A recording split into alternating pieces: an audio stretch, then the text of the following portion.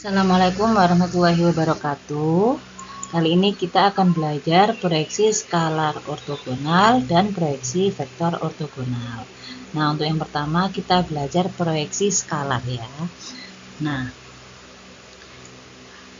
proyeksi di sini artinya dijatuhkan ya. Jadi kalau misalkan ada vektor A itu yang miring ini, kalau misalkan dia dijatuhkan di vektor B yang horizontal, nah maka kan nanti hasil dia dijatuhkan kan menjadi seperti vektor P ini. Nah, kalau vektor P itu nanti namanya proyeksi vektor, tetapi kalau panjang P, panjang hasil proyeksi itu namanya proyeksi skalar. Jadi nanti hasilnya berupa bilangan biasa. Nah, untuk rumusnya itu di sini kita misalkan tadi hasil proyeksinya adalah vektor P, maka panjang P-nya adalah vektor A dikali vektor B dibagi panjang vektor B. Ingat ya, bahwa tanda mutlak di sini menunjukkan bahwa ini adalah panjang dari vektor B. Nah, mari kita coba di contoh soal. Nah, di sini diketahui panjang vektor A-nya 6, panjang vektor B-nya 4, dan sudut di antara dua vektor itu adalah 120 derajat. Nah, sesuai dengan rumus yang tadi, kita misalkan P ya. Panjang vektor P adalah vektor A dikali vektor B dibagi panjang B.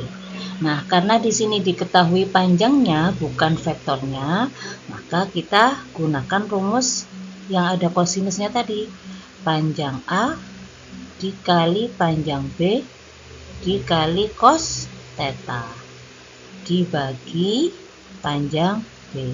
Nah, karena ini ada yang sama, panjang B sama panjang B, boleh kita coret untuk memudahkan perhitungan. Nah, panjang A-nya 6. Lalu cos theta, theta-nya adalah 120 derajat. Nah, ingat 120 itu di kuadran 2 dan kosinus 120 itu nilainya negatif. Jadi, ini 6 dikali cos 120 itu nilainya minus setengah. Sehingga hasilnya adalah minus 3. Nah, di pilihan gandanya kenapa tidak ada negatif? Karena ingat tadi proyeksi skalar itu adalah panjang. Nah, kalau panjang itu tidak ada yang namanya negatif. Jadi, panjang dari vektor skalar A terhadap B adalah 3. Sehingga jawabannya adalah yang B. Seperti itu. Nah, untuk selanjutnya, jika diketahui elemen-elemen dari vektornya. Di sini A itu 2 min 3, 1. Dan B-nya adalah 3 min 2 min 1. Tentukan proyeksi skalarnya. Rumusnya sama seperti tadi. Panjang vektor A dikali vektor B dibagi panjang B.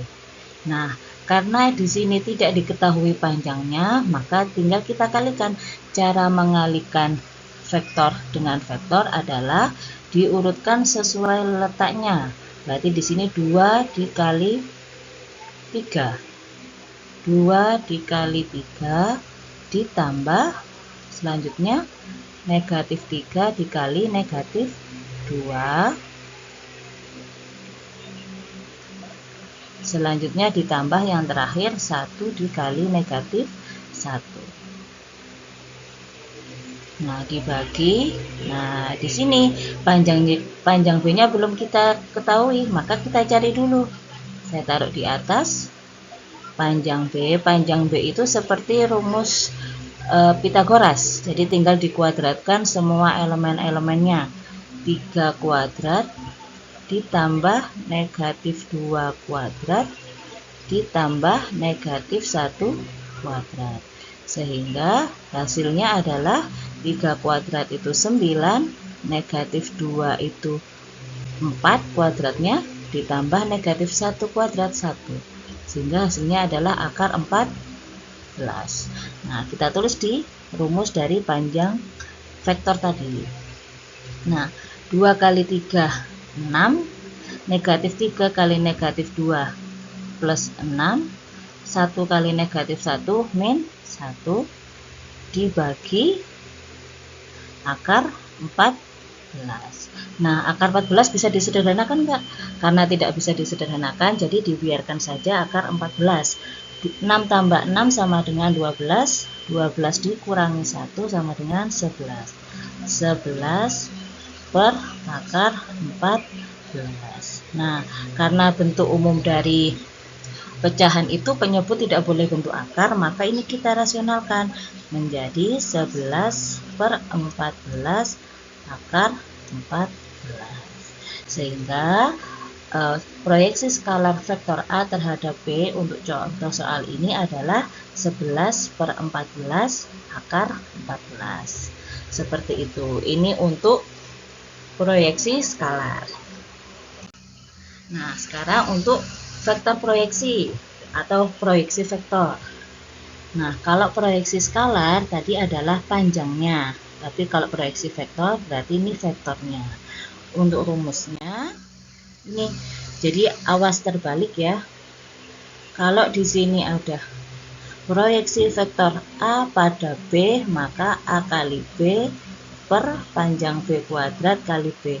Jadi dilihat padanya ini, kalau pada B maka yang ada di penyebut itu B dikalikan sama B juga.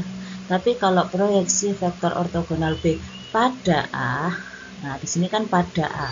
Pada A berarti penyebutnya yang A dikalikan sama A. Hati-hati, ini sering membuat kesalahan seperti itu. Nah, mari kita coba di contoh soal seperti yang proyeksi skalar tadi.